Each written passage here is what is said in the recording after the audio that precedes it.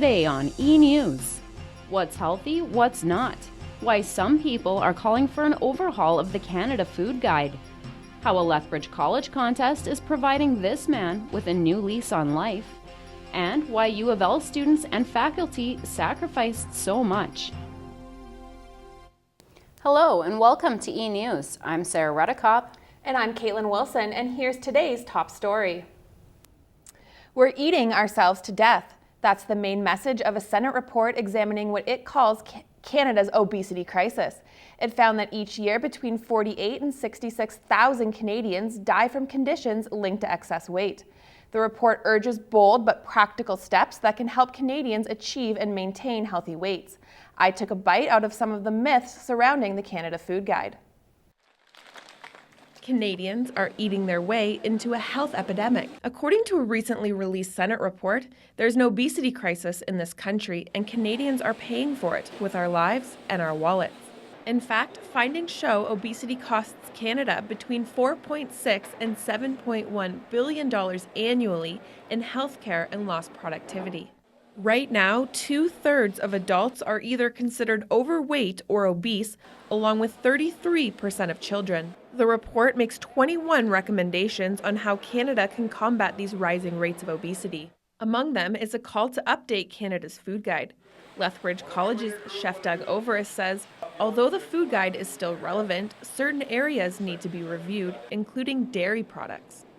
Dairy is needed as you're forming as an adult. But after you form as an adult, your bones and your teeth and your nails and everything is set, you don't need to consume as much dairy. This nutrition consultant agrees. She says dairy is the most common food sensitivity she sees in her clients. As much as it is a source of calcium, and that's the biggest reason why we're pushed to drink dairy, there are lots of other sources of calcium. All your dark green leafy vegetables have lots of calcium. If you're eating a wide variety of nutrient-dense food, it's easy to get enough calcium. Robinson adds nutrient-dense food is key to healthy eating. She says traditional food practices need revisiting. You can follow the Canada Food Guide right now and eat, packaged fruit cups and hot dogs and ice cream and still meet the guidelines where it is out of balance. And according to the report, 62% of the Canadian diet is processed and ready-to-eat foods. The report also calls for a tax on sugar and artificially flavored drinks and a ban on advertising of food and drinks to children. Robinson says in order to solve the problem, we need to reteach people how to eat and get kids eating healthy earlier. For more information or to read the report, visit sencaplus.ca. Two high-profile television sports anchors made the trip to Edmonton last weekend to speak with aspiring media students. The students came from all across Alberta.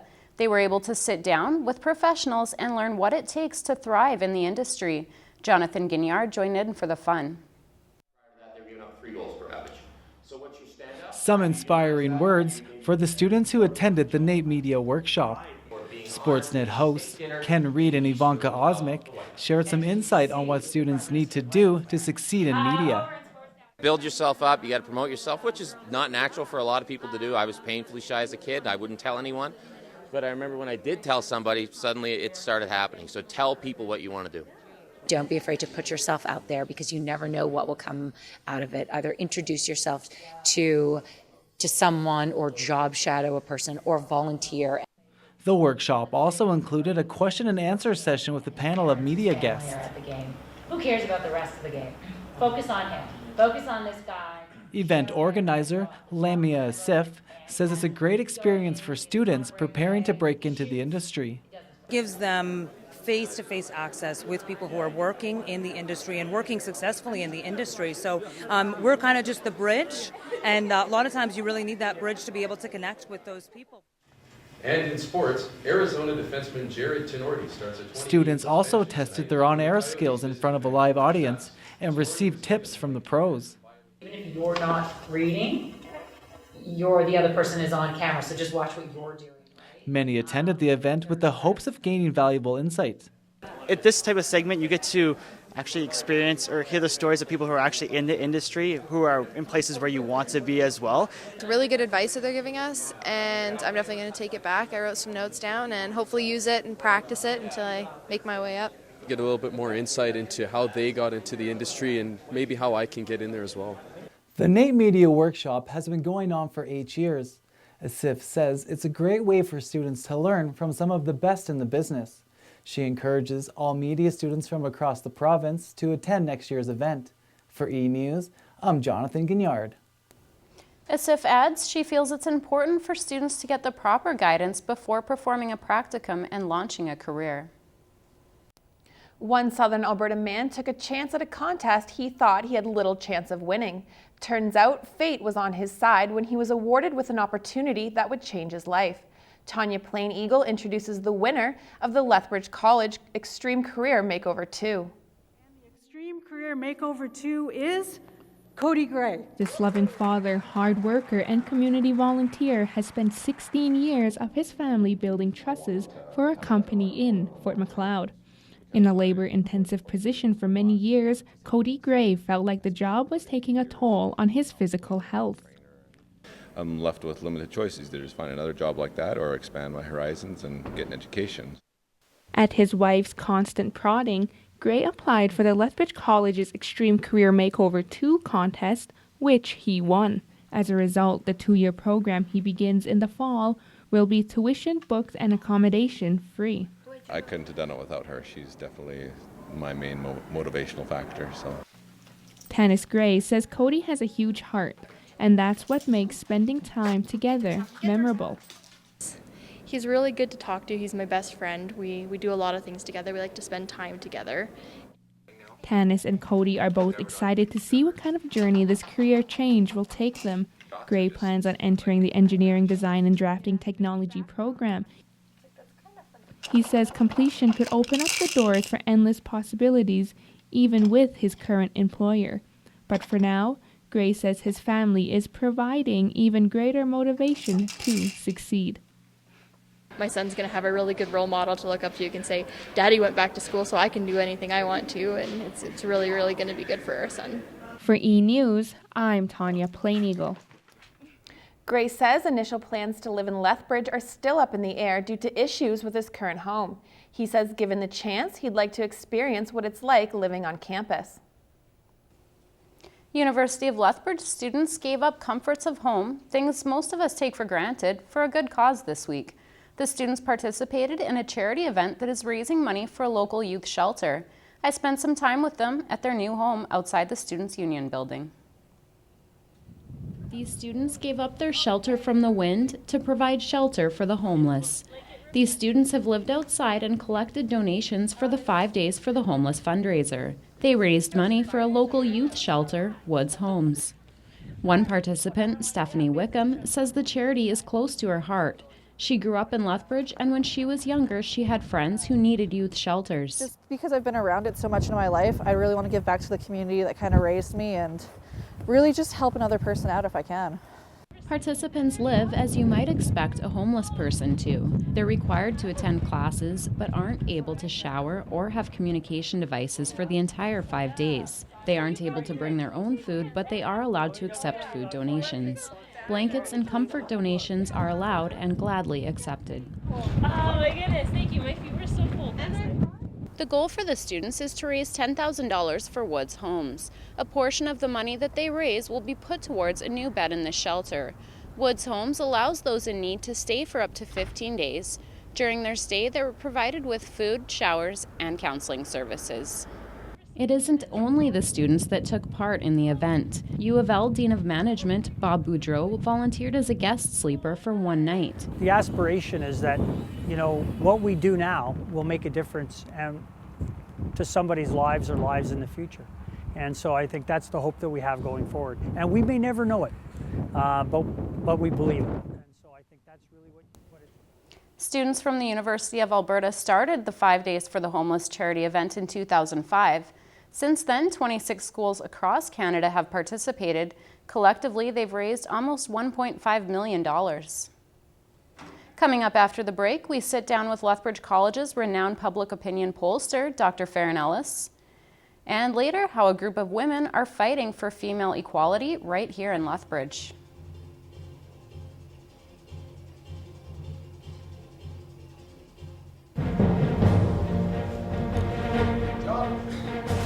I forgot about coming up after them.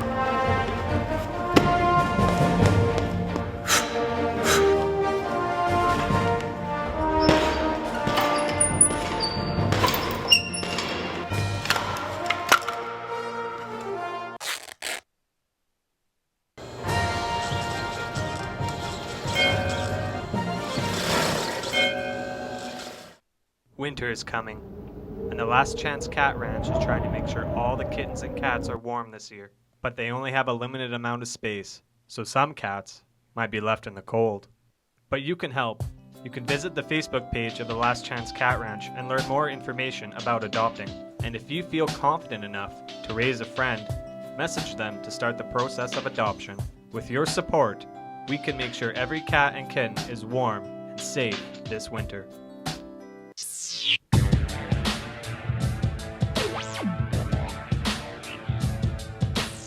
Crime Stoppers and Lethbridge Regional Police need your help in solving a theft. At 1:57 a.m. on November 22nd, two men were recorded attempting to remove the surveillance camera outside an entrance at Winston Churchill High School, but were unsuccessful. At 1:59 a.m., the surveillance camera on the southwest corner of the school's garage was knocked off. The cord was cut, and the camera was taken by the suspects.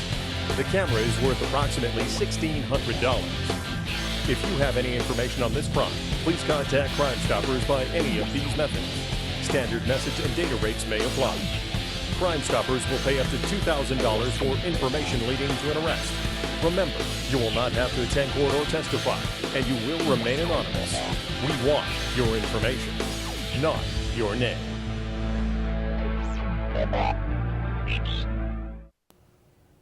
Welcome back to eNEWS. From skimpy uniforms or working in high heels to earning less than their male counterparts for the same work, women often get a raw deal in the workplace. Fighting for equal rights is something women have been doing for decades. Megan Williams looked at how an anniversary of the women's suffrage movement is reigniting the conversation around Lethbridge. Thanks to Southern local women like Louise McKinney, Canada is celebrating the anniversary of the women's suffrage movement. The 100-year milestone recognising that women have had a voice in the Canadian political landscape will be celebrated next month. But gender studies experts say there are still significant obstacles facing women today. Low-cut blouses and tight skirts and high heels, and that is a discriminatory practice because men are not similarly expected to utilize their bodies.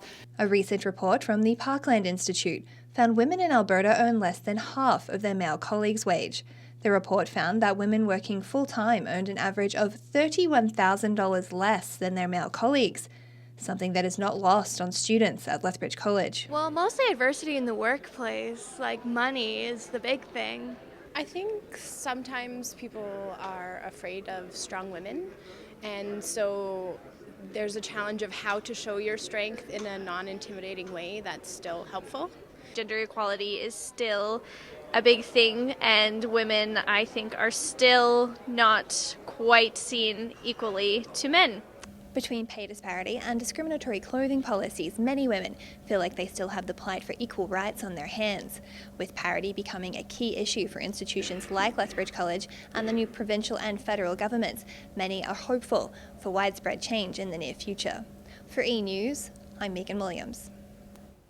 The Parkland Institute's report Equal Worth also showed that Alberta has the largest pay gap between men and women in the country. Women in Alberta earn 41% less than their male counterparts compared to the national average of 33%. When organizations and businesses need to know what people are thinking and feeling, they come to Dr. Farron Ellis and the Citizen Society Research Lab here at Lethbridge College. Our own Aaron Haugen went out to find more about the college's oldest applied research program in this week's edition of Campus Horizons.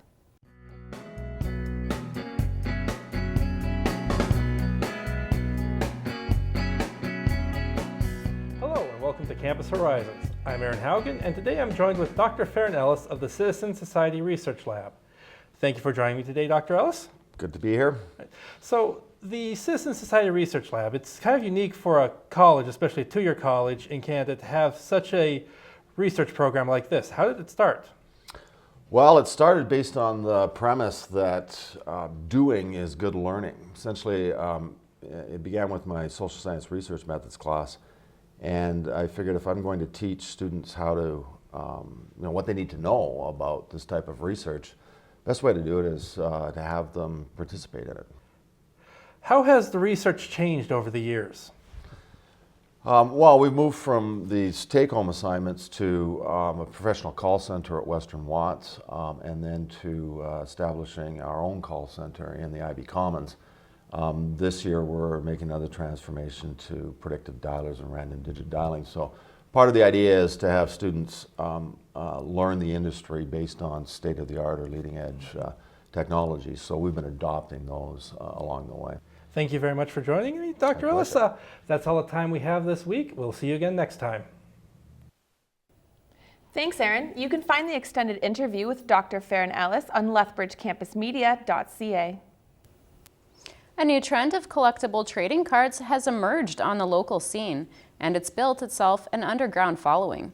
We go to Halen Cooper, who has more on the story. Thanks, Sarah. Artists were invited to Attainable Records to create and trade their own collectible trading cards within the art community. Usually a venue for live music, Attainable Records collected local artists and traded them an evening to follow the trends of hockey, Pokemon, and Yu-Gi-Oh! Emerging in the 90s, artists created their own cards to trade around the art community. Some thought it would be a great thing to take part in if residents were looking to expand into something different. I've heard too many times that Lethbridge is boring, and I really don't think it is if you go out and you find the great people here that are trying to do interesting and fun things. With no requirements other than to show up, some people brought with them a number of supplies to further express themselves and make their cards more unique. Mar says creating your own trading cards is a good way to get involved in the art community without having to worry about being successful. Enticing many University of Lethbridge art students to attend, they were also glad there was another location breathing life into the community. You know, there's CASA, there's the SAG, so it's nice to have another venue that sort of holds art events and where you can come and be part of the Feeling there is a little distance between the two communities, another goal was to bring music and fine arts together by providing a way for them to share in mutual expression. Attainable Records will be hosting more of these types of events, as well as art battles and an art gallery at the Electric Eye Festival. That's really interesting, Halen. Can you tell me a little bit more about the art battles that are coming up? The goal of an art battle is for the participant to start and finish an art project within 2 hours, and if the artist would like, they could auction off the piece at the end. Great, thanks, Halen. Well, it's never too early to begin planning your long weekend activities. Here's a look at the upcoming weather. Michaela Carson, and this is your 5-day Southern Alberta weather forecast. Jumping right into Monday, we've got some rain and clouds with a high of 11 and a low of 1. Tuesday will be partly cloudy with a high of 9 and a low of 1. Wednesday is looking the same with partly cloudy, partly sunny, high of 8, low of 0. Going into Thursday, we've got lots of sun, high of 8, low of 0 as well. Good Friday, hopping into Easter weekend, we've got some sun, rain, and clouds with a high of 7 and a low of 0. That is your 5-day Southern Alberta weather forecast. Thanks, Michaela. Coming up after the break, why Lethbridge College is in the hunt for a new men's volleyball coach. And how a workshop puts safety first by giving local university drama students hands-on stage combat training.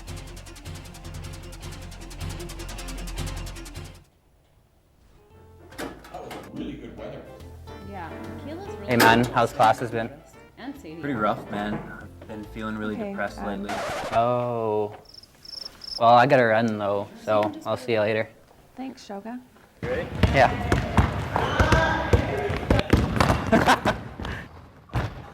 Oh, nice man. If you or someone you know is suffering from mental health issues, call 403-329-4775 for help. Hey everyone, I'm Chris Hodgkins, and here's what you guys get to look forward to coming up on Lethbridge Campus Media.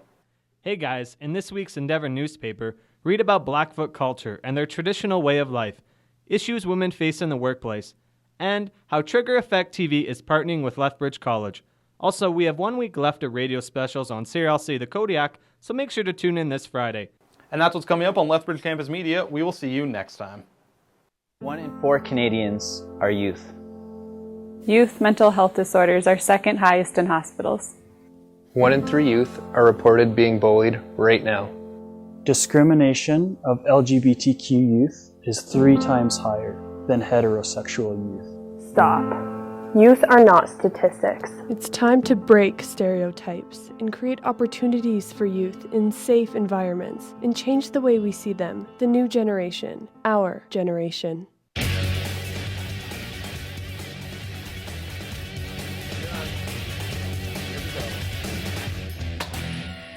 Welcome to the Kodiak Report. I'm Jonathan Gignard, and I'm here with cross-country and indoor cross athlete Emily Lucas. Emily, you were named Rookie of the Year for cross-country. What was your reaction to that? Well, it was a pretty big step for me, going straight from high school into a more competitive level of cross-country. I think it was a fairly big honor to be named that, especially in my first year. To be recognized like that was great. You won 8 medals all year. How do you credit that success? To my coaches, I think a lot of it, and my parents. They were both so supportive, and our coaches, they really tried to dedicate their time to us, especially. What were some of the challenges that you faced competing in both cross country and indoor track, and on top of school? The biggest thing was practices. I found it pretty difficult to be up in the morning for practice, then go to class, and then practice again in the evening. But other than that, it was just time management, and that's kind of what you expect coming into it. So. Well, that's all the time we have on the Kodiak Report. We'll see you next time. Welcome back. Lethbridge College is in the market for a new men's volleyball coach. Head coach Mike Hawkins has left to take over the reins of the Wolfpack at Thompson Rivers University in BC. As Aaron Haugen reports, Hawkins left his mark on the program despite only spending 2 years in it. It's over and it is out. When the Kodiak's men's volleyball team takes to the court next year, they'll do so with their third new coach in as many years. Following his first and only year as head coach and second overall stint with the team, Mike Hawkins is moving on, having accepted the head coach position with the Thompson Rivers University Wolfpack of the CIS. Often, so for me, even though it's just the 1 year interim position, it's just an opportunity that I couldn't bank on coming anytime soon. In 2 years with the Kodiaks, he helped rebuild a program that was reeling from a suspension in the season before his return. Kodiak's athletics manager, Todd Coughlin, says Hawkins attracted talent even as an assistant coach under his predecessor, Ian Bennett. He played a role in helping Ian recruit and get some of the players in. Of course, Ian was, the main drive behind that. But again, having a quality coach like Mike with you on the bench for that can help with that sell. Hawkins says his one regret is not getting the Kodiaks past the first round of the playoffs. However, both he and Coughlin see a bright future for the program, hoping to establish the Kodiaks as a powerhouse in men's volleyball. Whoever Todd brings in is going to be more than qualified to bring that team to hopefully national championship. For eNEWS, I'm Aaron Haugen. Coughlin and the athletics department have already begun the nationwide search for Hawkins' replacement. They hope to have one in place before the start of the fall semester.